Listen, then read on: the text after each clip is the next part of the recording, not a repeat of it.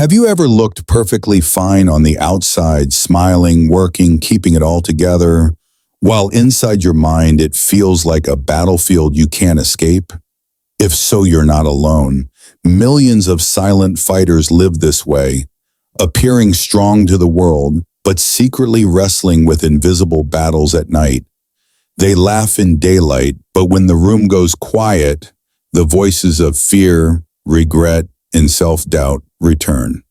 And sometimes the most dangerous enemy isn't out there in the world. It's in here, inside your own mind. There are really two great battles we face in life. The first is with the outside world. Challenges at work, relationships, finances, health, the unpredictable events that life throws at us. The second battle, and the one most people underestimate, is the battle inside the mind. Because while the world can hurt you once, your own thoughts can hurt you 1,000 times over. External events may wound you, but it is your mind that keeps reopening the wound, replaying the moment, and building stories around the pain. Think about it. You could be sitting in the safest place, a warm room, no threats, no enemies, and still feel terrified, ashamed, angry, or lost. Why? Because the battlefield is not out there. It's in your head. And unless you learn how to face it, that battlefield will control your life. Have you ever had one small thought spiral out of control? Something as simple as, I'm not good enough. I always fail. They don't really like me. At first, it seems small, but left unchecked, it grows like poison, wrapping around your identity until you no longer see yourself clearly. This is why Stoic philosophy is not just some ancient idea. It is a weapon for today. The Stoics lived in times of war, betrayal, exile, and hardship far harsher than ours. And yet, they discovered a timeless truth. You cannot always control the world, but you can always control how you respond to it.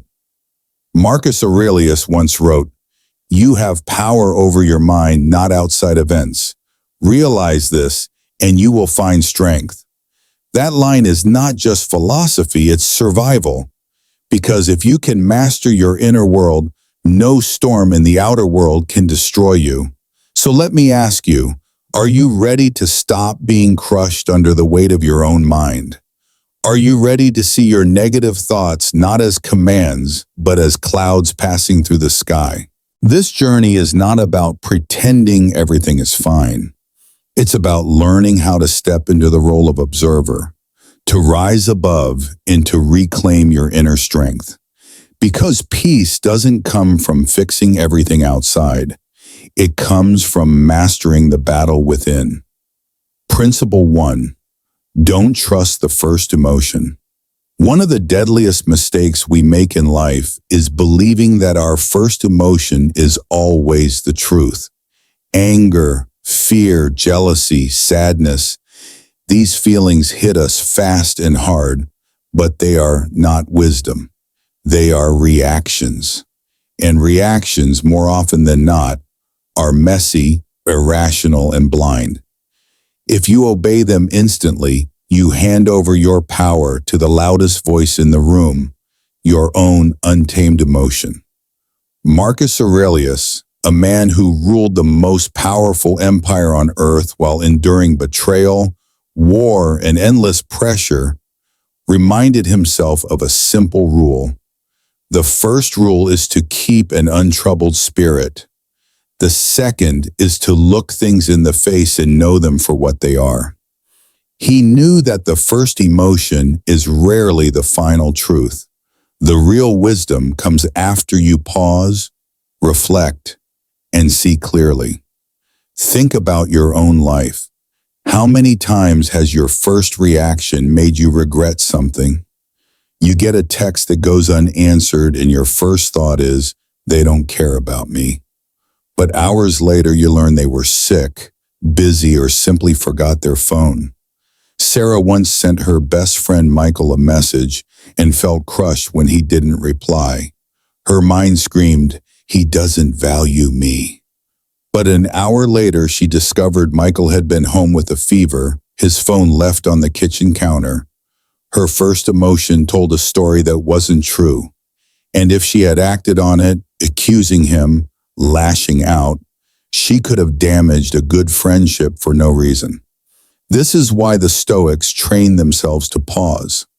To them, emotions were not enemies, but signals. A signal is meant to be observed, not obeyed blindly.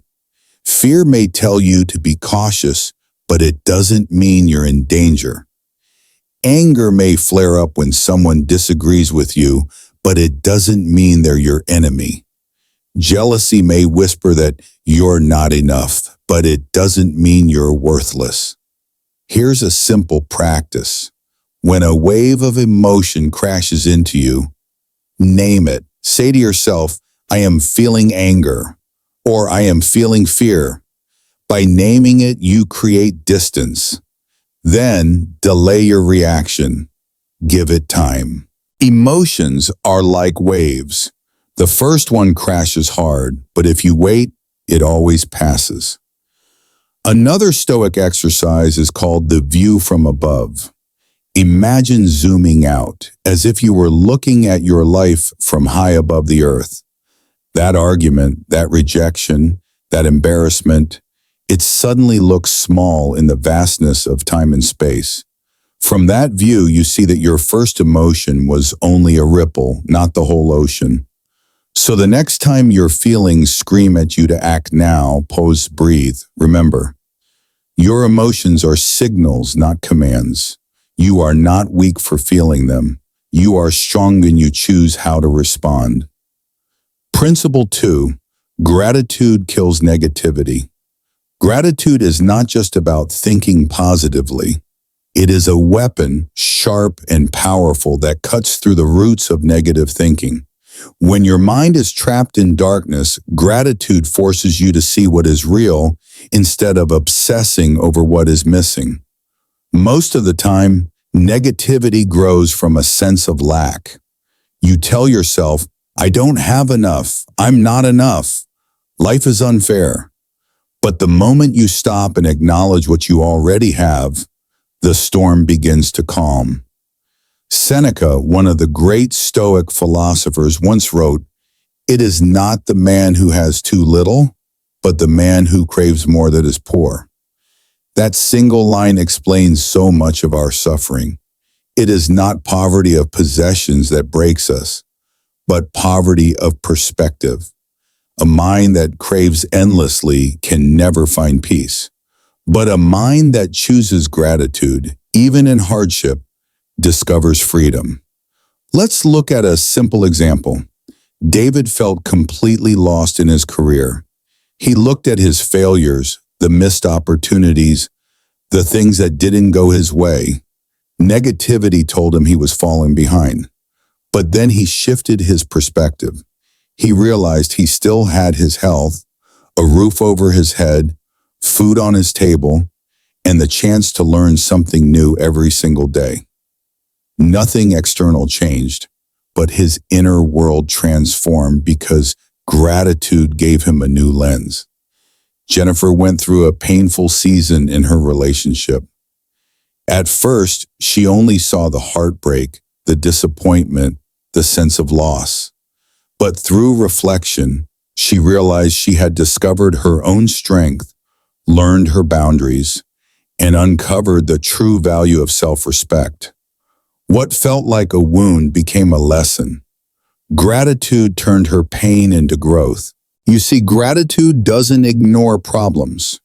It doesn't tell you to fake a smile or pretend everything is fine. What it does is balance the picture. It reminds you that even in your lowest moments, there are anchors keeping you from drowning. A breath, a meal, a friend who checks on you, a small victory you once prayed for.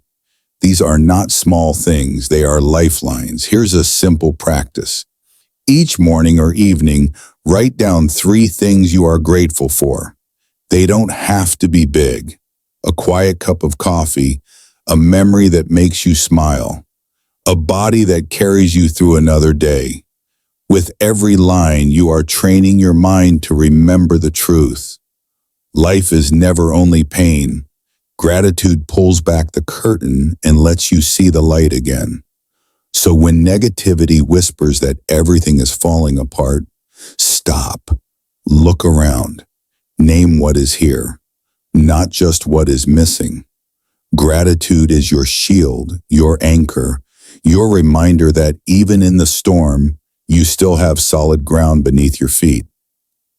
Principle 3, you are not your thoughts. One of the most liberating truths you will ever learn is this: you are not your thoughts. Every single day, hundreds of random, strange, frightening, or painful thoughts pass through your mind. If each of those thoughts defined who you are, you would be changing identities every minute. But the reality is, thoughts are not you. They are experiences that happen within you, like clouds drifting across the sky. The Stoic philosopher Epictetus said, "It isn't events themselves that disturb us, but our opinions about them." Notice what he meant. The world outside does not always destroy your peace. It is the meaning you attach to it, the thoughts you entertain, that cause the true suffering. If a dark cloud forms in the sky, you don't run screaming because it might rain. You look at it, acknowledge it, maybe prepare with an umbrella, and then you keep walking. That's exactly how we must learn to treat our negative thoughts, with calm observation, not panic. Have you ever noticed how quickly a thought can hijack your day? You wake up feeling fine, then suddenly the mind whispers, "You're a failure," or "They don't really respect you." The thought grows heavier, and before you know it, you're carrying the weight of a story that isn't even true. The problem is not the thought itself, it's the moment you believe it, own it, and let it define your identity. Here's a practice that can change everything. When a negative thought appears, write it down. Don't just let it float in your head, put it on paper, then question it like a judge in court. Ask, is this 100% true? What evidence do I have? Will this matter 5 years from now? What would Marcus Aurelius say about this thought? You'll be surprised how quickly the thought loses its grip when you put it on trial. Another tool is labeling. Instead of saying, "I am a failure," say, "I am having a thought that I failed." That small shift creates distance. You are no longer merged with the thought. You are the observer, watching it come and go. And in that space, you reclaim your power. Think of it this way. Your mind is the sky, wet and vast. Thoughts are just passing clouds, some dark, some light, but none permanent. The storm may pass through, but the sky remains untouched. You are the sky, and your thoughts are only visitors. So the next time your mind tells you a painful story, pause and remind yourself, I am not my thoughts. I am the observer of my thoughts. And if I am the observer, then I have the choice to let them pass, instead of letting them rule my life. Principle 4. Your environment that shapes your inner dialogue. Let's be honest, your environment is shaping your mind more than you realize. Most people think negative thinking is just a personal weakness, something they were born with. But in truth, many dark and chaotic minds are built by the environments they live in. What surrounds you, people, places, conversations, even the screens you scroll through, becomes the food your inner voice consumes every single day. Seneca, the great Stoic thinker, once warned, associate with people who are likely to improve you. Welcome those whom you yourself can improve. He wasn't only talking about friendships. He was talking about mental hygiene. Your mind is like a garden. If you allow toxic seeds to be planted, complaints, gossip, constant comparison, don't be surprised when weeds take over your inner world. Think about it. If you spend most of your time around negative people who complain about everything, eventually you will start complaining too. Their tone becomes your tone. Their mindset seeps into your own. If you spend hours scrolling through toxic social media content, posts that trigger jealousy, anger, or shame, your brain becomes addicted to low-level emotions. And if your physical space is chaotic, a cluttered desk, a messy room, constant noise, your inner world will reflect that chaos. I've experienced this myself. There were seasons when I felt mentally restless, constantly irritated, always comparing myself to others. It wasn't until I stepped back that I saw the pattern. I was surrounded by drama online, overwhelmed by clutter at home, and engaging in conversations that drained my energy instead of building me up. The chaos outside was fueling the chaos inside. The Stoics understood this deeply. They valued simplicity, structure, and meaningful dialogue because they knew external discipline creates internal stillness. If your environment is chaotic, your mind will be chaotic. But when your environment is clean, intentional, and calm, your inner voice becomes lighter too. Here's a challenge you can try. Spend just 7 days detoxing your environment. No gossip, no drama, no endless scrolling through negativity.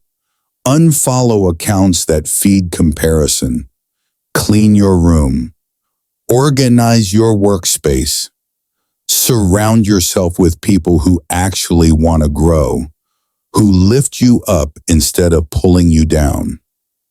At first, you might think nothing has changed, but after a week, you'll notice the noise in your head has quieted, not because your problems magically disappeared, but because you stopped feeding the storm. Your environment is not just a backdrop to your life. It is a mirror, constantly shaping the dialogue you have with yourself. Guard it carefully, protect it fiercely, because when you build an environment of growth, clarity, and peace, your inner voice will finally begin to reflect the same. Principle 5. Control your time and energy. One of the most overlooked truths about Stoicism is that it's not just about how you think, but about how you use your most precious resources, your time and your energy. Every day, you wake up with a limited supply of both, and yet most people spend them carelessly, pouring hours into worry, drama, distractions, or obligations that drain them dry. The Stoics understood that protecting your mind also meant protecting how you direct your time and where you invest your energy. Marcus Aurelius reminded himself, "You have power over your mind, not outside events. Realize this and you will find strength." But what happens when your mind is consumed not by one crisis, but by 100 small leaks of energy throughout the day? You check your phone 50 times. You argue over things that don't matter. You carry imaginary battles in your head for hours. By the time evening comes, you're exhausted. Not because life defeated you, but because you spent your resources on things that didn't deserve them. Take Robert as an example. For years, he spent 3 hours every day replaying his fears about what could go wrong. What if I fail? What if they judge me? What if I lose everything? 3 hours lost every single day to a future that never happened. One day he made a shift. Instead of feeding worry, he used that time to read, exercise, and plan concrete actions. Within months, he felt stronger, clearer, and more in control, not because his life became easier, but because he redirected his energy into growth instead of fear. Lisa made another choice. She realized she was drowning in the 24/7 news cycle, checking updates every hour, living in constant tension. So she gave herself a rule, one update once a day in the afternoon. The result? She gained hours of peace and presence that she didn't even realize she had been missing. This is the power of discipline with time and energy. You can't control how many hours you get in a lifetime, but you can control how you spend today. You can't control how many challenges come your way, but you can control whether you approach them drained or empowered. Here's a practice to try. Give yourself 15 minutes a day to worry, no more. When the time ends, move on. Create a golden hour, a time dedicated only to your personal growth, reading, reflecting, exercising, or creating. And above all, learn the strength of saying no. Not every request deserves your yes. Protect your mind like you would protect a fortress because it is one. Your time and energy are the currency of your life. Spend them with intention. When you do, you'll discover the inner strength Marcus Aurelius spoke of. The strength that comes not from controlling the world, but from mastering yourself. Principle 6. Stop arguing with reality. One of the deepest roots of negative thinking is resistance, the constant inner battle against what has already happened. We don't just suffer because of painful events. We suffer because our minds keep repeating, this shouldn't have happened. Life wasn't supposed to go this way. That resistance becomes a second wound, often more painful than the first. Epictetus gave us a timeless reminder. Do not seek to have events happen as you want them to, but instead want them to happen as they do happen, and your life will go well. These words are not about pretending pain doesn't exist. They are about ending the endless fight with reality. Because here's the truth. No amount of anger, denial, or regret will change what already is. Think of Amanda. She was suddenly laid off from her job. The first reaction of her mind was outrage. This isn't fair. I don't deserve this. That resistance turned her loss into torture. But when she shifted into a Stoic mindset, she told herself, this is not a life sentence, just a moment. What can I learn from it? How can I use this to grow? The facts didn't change. She was still unemployed, but her response transformed the experience from punishment into possibility. I've lived this myself. There were moments I replayed in my head over and over, telling myself, it shouldn't have gone that way. But the more I fought with reality, the heavier the pain became. It was only when I accepted the moment, even when it was hard, that I found the strength to move forward. Acceptance doesn't mean approval. It means clarity. It means freeing your energy from the impossible task of rewriting the past so you can focus on shaping the future. This is where the Stoic practice of amor fati comes in. Love of fate. It doesn't mean you celebrate suffering, but you embrace it as part of the fabric of your life. The question shifts from why me to now what? Imagine standing in the rain. You can scream at the sky and curse the weather, or you can accept you're wet, put on a coat, and keep walking. Which one moves you forward? Here's a practice you can try.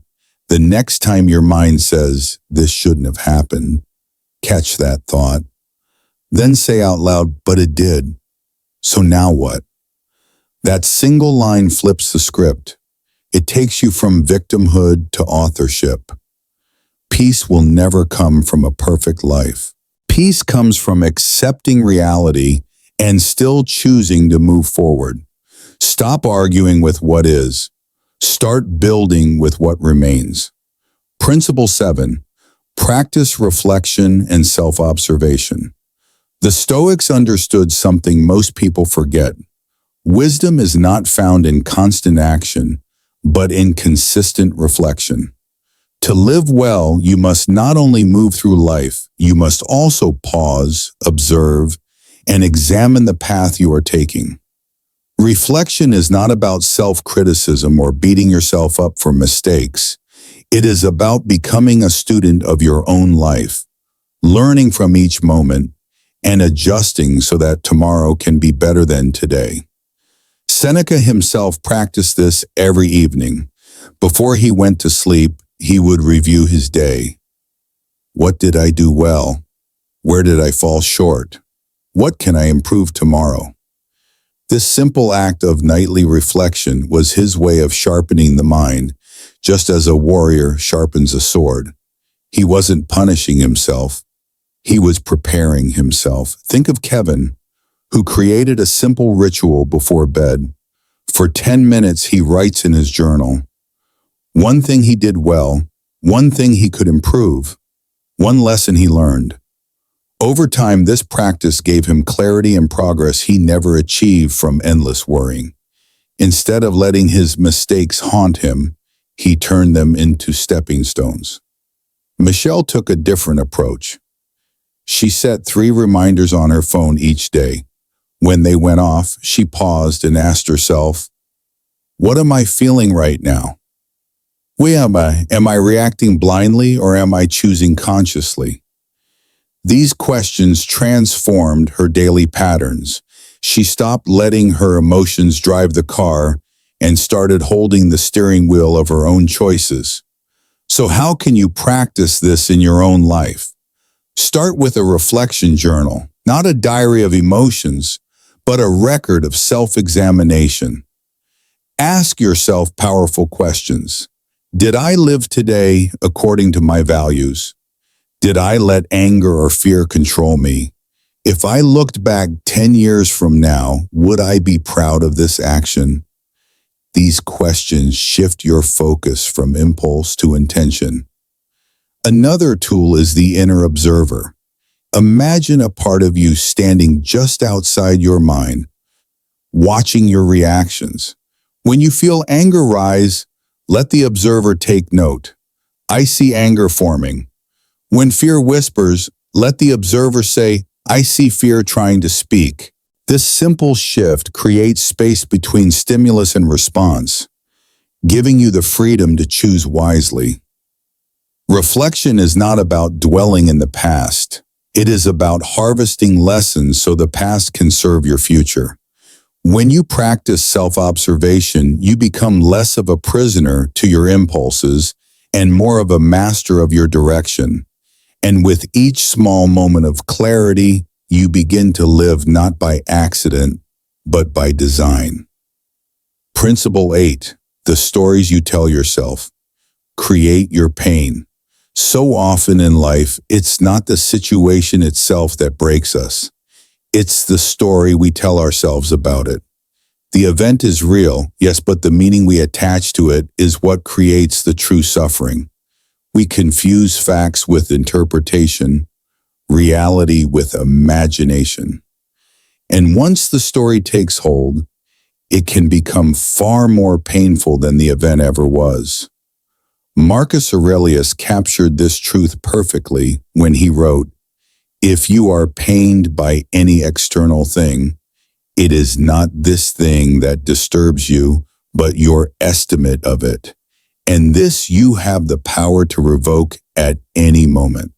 Think about that. The power isn't in controlling every event that happens to you. The power is in reclaiming your interpretation of it. Take Tyler, for example. He was rejected after a job interview. That was the fact. But the story his mind told him was, they never liked me. I'll always be alone. I'll never succeed. The rejection hurt, but the story destroyed him. The truth was simple. He didn't get that one job. That's all. The suffering came from the false narrative he built around it. Rachel had a similar experience. She made a mistake at work, one task gone wrong. The fact was clear, she made a mistake. But the story she told herself was, I'm a failure. I'm not capable. One action was inflated into an identity, and that identity fed her shame. The reality didn't break her, the story did. So how do we break this cycle? The first step is learning to separate fact from story. Write it down. Start with the raw event. My message wasn't replied to in 2 days. Then write the story your mind is spinning. They don't care about me, they're ignoring me. Finally, challenge that story. Ask, do I know this is true? Is there another possible explanation? Have I ever done the same thing to someone without it meaning rejection? This process loosens the grip of false narratives and brings you back to clarity. Here's the perspective shift. Bad things will happen, but they don't have to define you. You are not the story your fear tells. You are the author who chooses what meaning to write on the page. Use your mind to heal, not to harm. The Stoics knew that reality is hard enough without adding extra weight to it through false interpretation. So when your thoughts begin to spiral, pause. Ask yourself, am I looking at the fact or am I drowning in the story? In that simple question lies the power to reclaim your peace. Principle 9, you're tired, not broken. Sometimes your negative thoughts don't mean that something is wrong with you. They simply mean you are tired. Not just physically, but emotionally, mentally, and even spiritually. And when you're drained, the world looks darker than it really is. Small problems feel like mountains.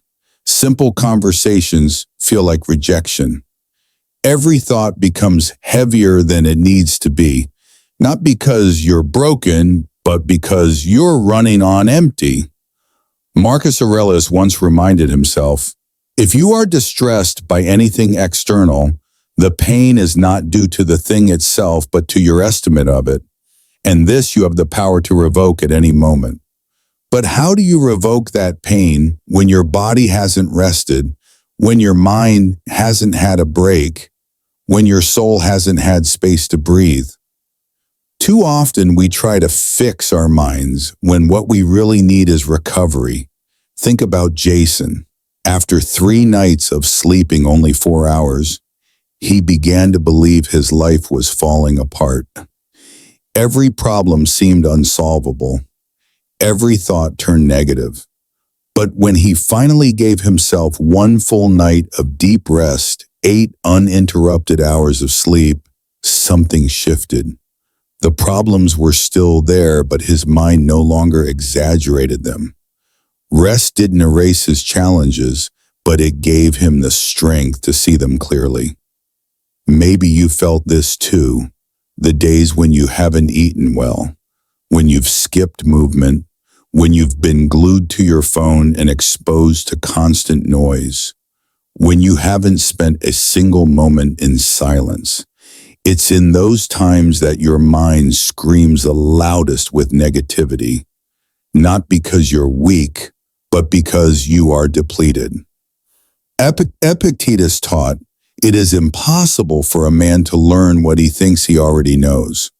If your mind is flooded and exhausted, you can't think clearly, you can't learn, you can't grow. You need space, you need stillness, you need rest. So here's the practice. Tonight, go to bed earlier than usual. Tomorrow, take a 20-minute walk outside without your phone. Say no to one thing that drains your energy.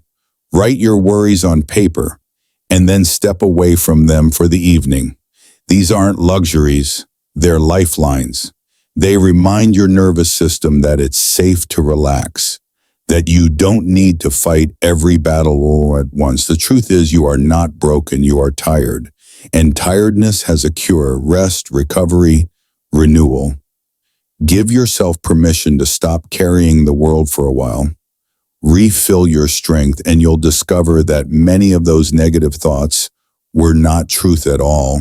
They were just the voice of exhaustion.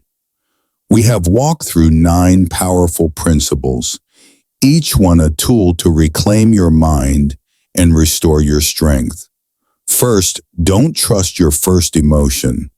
Pause, reflect, and choose wisely.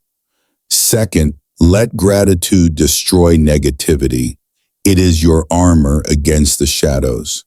Third, remember that you are not your thoughts. You are the observer who chooses what stays. Fourth, your environment shapes your inner dialogue. So clear the clutter and protect your mental space. Fifth, control your time and energy because these are your most precious resources.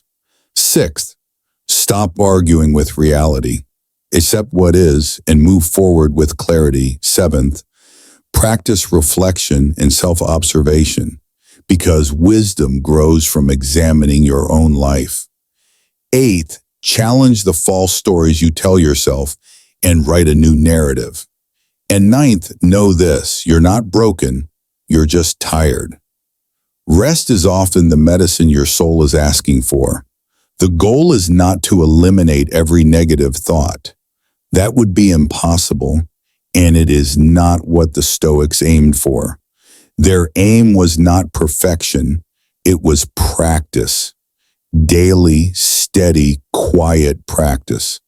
Marcus Aurelius endured betrayal, loss, and pressures that few of us could ever imagine. Yet each night he picked up his pen and trained his mind toward peace, not because he was free from pain, but because he refused to let pain rule him. That is the invitation for us today, to train our minds daily, to show up for ourselves even when no one is watching, to keep walking silently and strongly. You don't need to be loud. You don't need everyone to understand. What matters is that you continue to show up for your own mind again and again. Because here is the truth. Awareness changes everything. The moment you become aware that you can pause, that you can observe, that you can rewrite the story, that is the moment your life begins to transform.